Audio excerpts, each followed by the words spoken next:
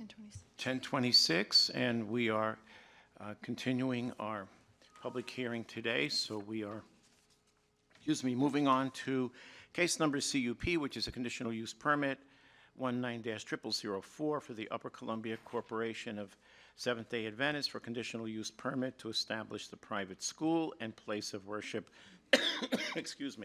located on approximately 10 acres in the agricultural zone. We are in deliberations, folks, so that means any and all discussion is amongst the three of us, and of course, our attorney and our director, David Callahan, should we have any questions for him. So what I'm going to do is, I'll kick this one off because I'm... Can we address ex parte communications? Yeah, go right ahead, please. Okay, so I received an ex parte communication via 2 emails, and I did not respond to them, to the emails, and this will not affect my ability to make an unbiased decision on this application. I also did receive 1 phone call, which I refused to hear any comments on this. Any others? I had someone come in and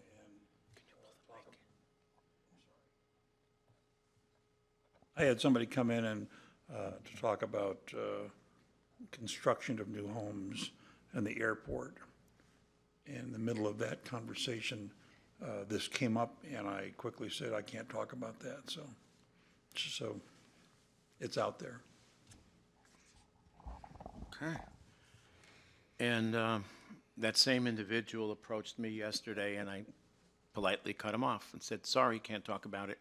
And there was another individual who called me and wanted to make a comment, and I said, nope, can't do it. So once we end public comment, it's over. We cannot take any, we act as judges, so we have to behave as judges. That's why it's referred to as quasi-judicial. Okay, anything else?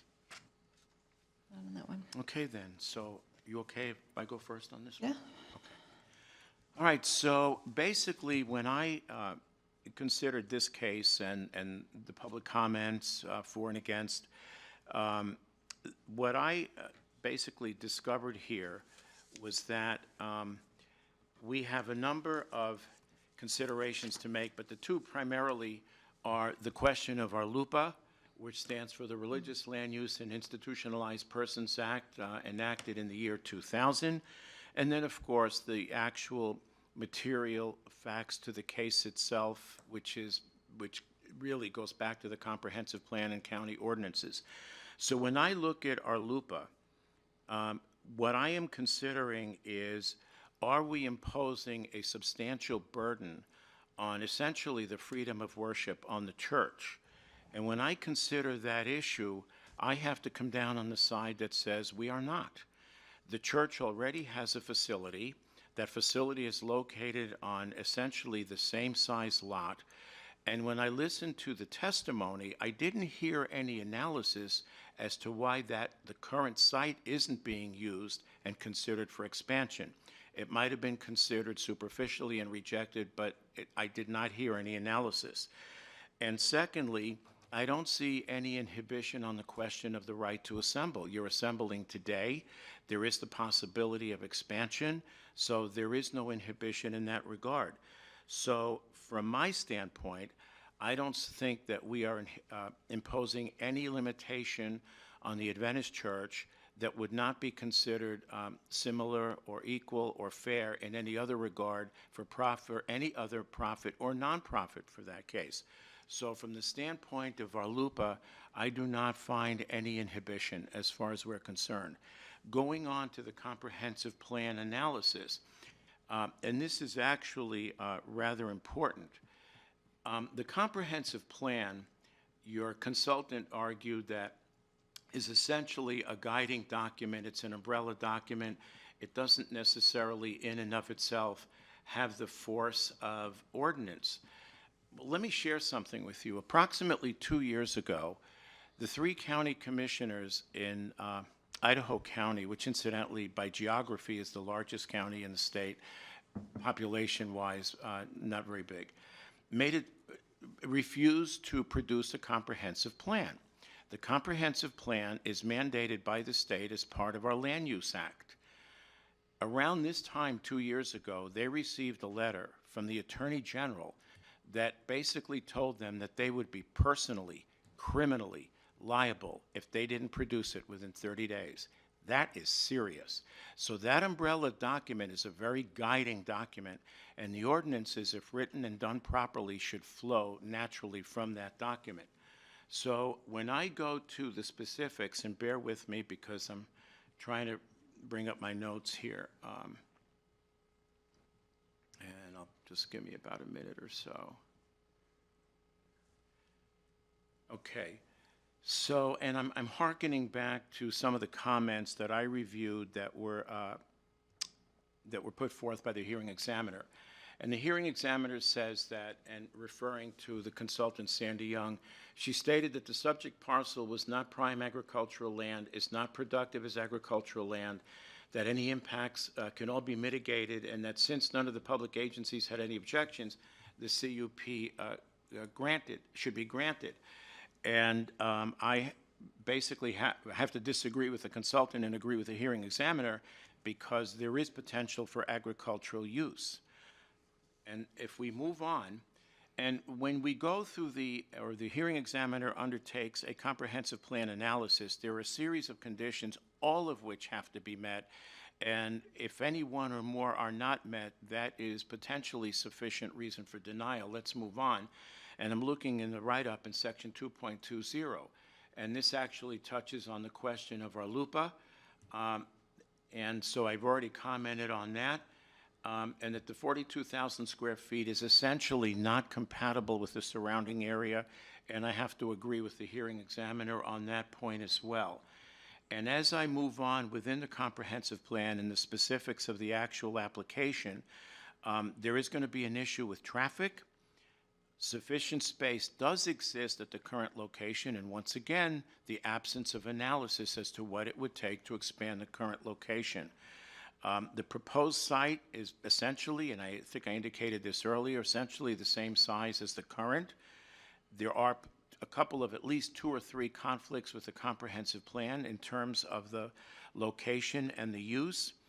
And once again, I'll go back to the point that I made earlier. I don't think our LUPA is a factor in this case. I don't see any discrimination. I don't see any inhibition to the right to worship. So from my perspective, I have to agree with the hearing examiner, and I would vote to deny this application. Who wants to go next? So I looked at it first as a conditional use permit process. And just considering if this were another operation, a grange, any other meeting hall, I did not feel like the conditions were met. Specifically, this proposal is not compatible with existing homes, businesses, neighborhoods, and with the natural characteristics of the area. So, as a constitutional republic, we're ruled by law, we're not ruled by majority. So even if a number of people come against this, that doesn't necessarily mean that overturns the law, except in a conditional use permit, which is what it says, conditional use permit. So for me, I weigh public comments heavily with the surrounding neighborhoods. So that aside, then I took into account our LUPA. And once again, it states substantial burden. I did not feel that the applicant met a substantial burden talking about building an entirely new facility or expanding their current facility. So that's where I am going to uphold the hearing examiner and deny as well. Thank you. Bill? Yeah,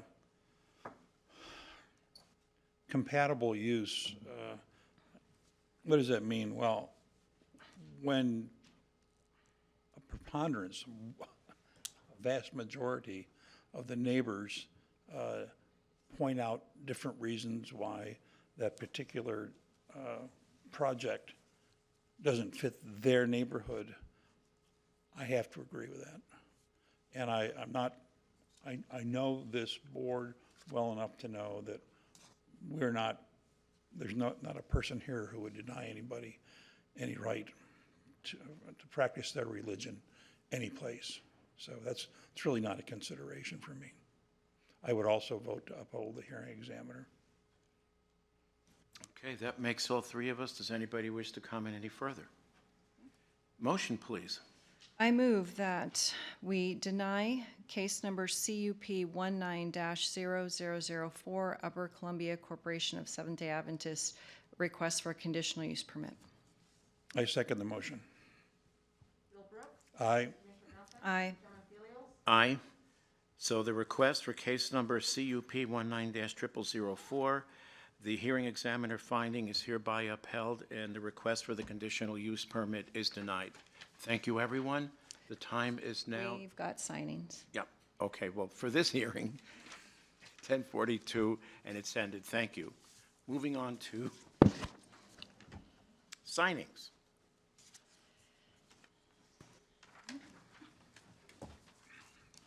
So the first signing, Nancy, you're okay? Kathy? Okay, is case number MSF 21-0001, a request by Crystal Creek LLC for final subdivision approval of Garnet Ranch First Edition, Phase 2. Good morning, Commissioners. Once again, for the record, Vlad Finkel with Kootenai County Community Development. Pursuant to the board's approval last week, staff drafted an order of decision for your review and signing. All right, and all three of us, it's not marked, but all three of us agreed with that one. Is that correct? Correct. Yeah, okay, so I just want to make sure.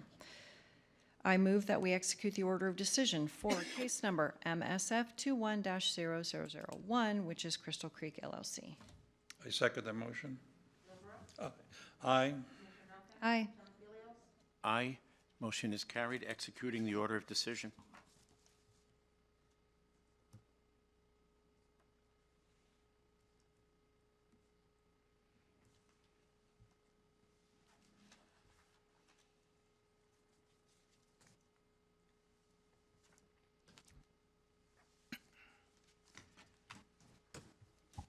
And the second case for signing is a variance 20-0014, Jeffrey and Ginger Carter for a variance to the minimum lot size requirements of 4.5 net, 5 gross acres in the rural zone. Vlad? Once again, the board heard the request last week and approved it. Subsequent to that, staff drafted an order of decision for your review and signing. Okay, then, motion. I move that we execute the order of decision for case number VAR 20-0014, Jeffrey and Ginger Carter. I second the motion. Aye. Aye. Aye, executing the order of decision. Thank you. This ended a little earlier than I expected.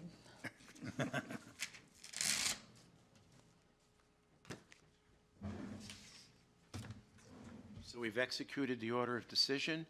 The time is now 10:41, and this meeting is adjourned. Thank you, everyone.